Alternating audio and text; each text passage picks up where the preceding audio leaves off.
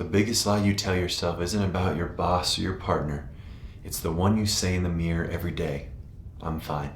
Truth is, your life looks fine on paper. You're functioning, you're handling the things, but you wake up tired, your energy's inconsistent, and when life gets stressful, you immediately drift into your comfort habits of scrolling, snacking, or just checking out. You know what to do, but consistency keeps slipping. You feel off. The actual problem isn't that you're lazy or undisciplined. It's that you're fundamentally disconnected from what you feel and what you want, your deeper purpose. And it's the life is fine trap that's slowly draining your life, your integrity, your fulfillment, and your health. So today we're diving into how this trap works, not from a motivational perspective, but from a real, how's your system work lens. And I'll give you simple, actionable framework to shift it, to reset and realign. And by the way, if we haven't met, I'm Daniel. I'm a health and life coach who supports people finding their healthiest and happiest selves, whether it's sleep, energy, health, or getting into the deeper layers underneath of stress, emotional buildup, or patterns that keep us stuck.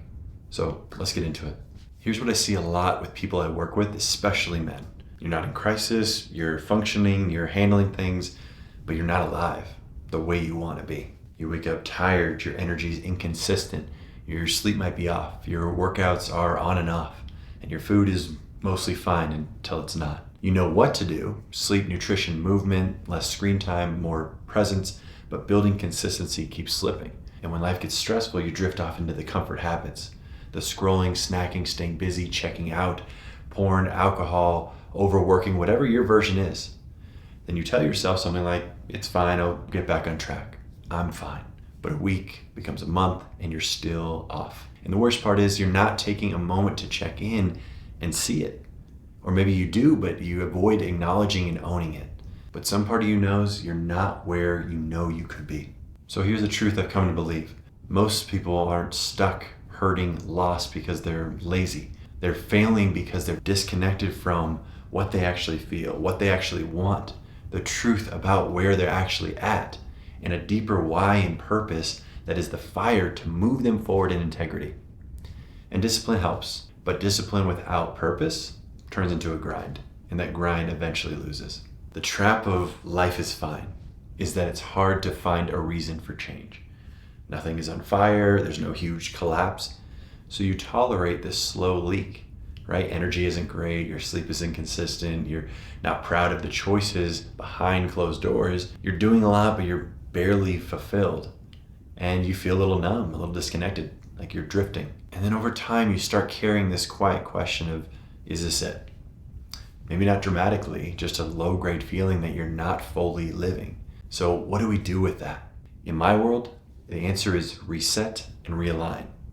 The reset is about regulating our system, reconnecting with our body, because a dysregulated system will always choose coping relief over long-term supportive goals. And then realigning, which is about getting real with ourselves and then reconnecting with a purpose, a why, a deeper direction. Because if you're not connected to something meaningful, you'll drift right back into comfort. Let's talk about your why. A lot of change starts because of pain. You feel bad, you get scared, you feel fed up, and then you finally do something about it. And pain is a powerful motivator. There's nothing wrong with it. But pain has a limitation. Once we start to feel a little better, that urgency fades. And if pain was your only fuel, your motivation will run out. And that's why so many people do the cycle of restarting at the gym, the yo-yo dieting. They get a little momentum, and then life calms down, the old habits start to creep back in. So the necessary question becomes, what are you actually moving towards? Not what are you running from? What are you building? Because the deeper why is what creates consistency that lasts. Here are 3 questions to help you get connected to deeper motivation, a deeper purpose, and why. And I want you to answer them honestly, not in your head like a podcast, but do your best to actually answer them from the heart. So the first one, what do I actually want right now in this season of my life? Not what you should want, what you want. Second, if I keep living this way, what's the cost? What gets worse? What do I lose? What part of you slowly disappears? And the third one, who else benefits if I get my life together? Because for most of us, meaning and purpose is about more than just us. And I'll add a fourth that I love, which is, where am I not in my full expression? Where am I numbing, playing small, hiding from what I actually want to share, create, and build for myself? Getting real, taking time with this kind of reflection, that's realignment. And that's waking ourselves up to what we actually want to create. Now, here's a huge missing element that matters when trying to make changes.